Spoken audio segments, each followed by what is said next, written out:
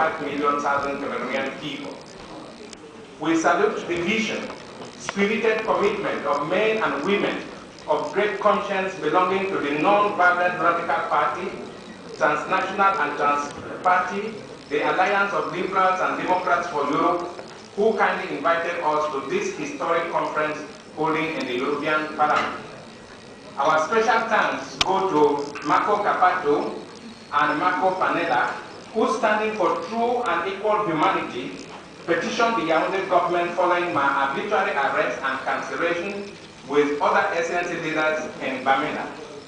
It kindled great hope in our oppressed people, and I take this opportunity to announce that the effort of the two, what we call now, formerly called the two Marcos, has yielded fruit.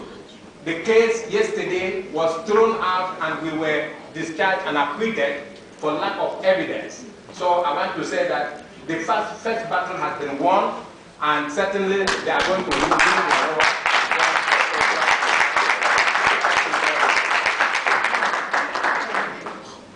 The two Marcos have been the live wire that has united the SCNC with this great movement for better humanity, and brought us to this historic conference. The SNC is a non-violent movement using peaceful means to bring freedom and justice to the Southern Cameroonian people, who are grossly victims of botched 1961 decolonization process. Southern Cameroon is a member of the UNPO, which promotes human equality, peace, and democracy through non-violence. Believing in human equality, human dignity, common humanity, we support any campaign for the promotion of universal enduring peace.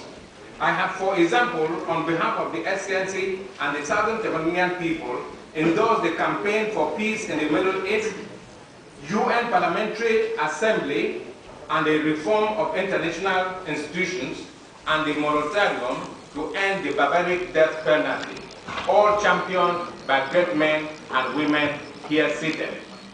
But as a people under annexation and brutal colonial occupation, we can do very little. While we endorse the campaign to end the death penalty, Southern Cameroonian youths are systematically murdered, women raped and abused, traditional shrines are put to the torch, property destroyed and others looted.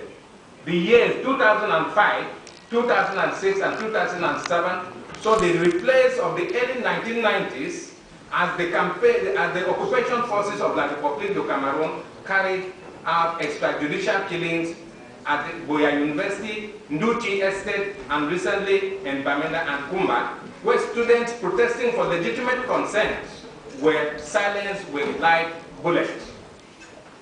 In occupied Southern Cameroons, the subjugated are treated as an endangered specie or diseased cows.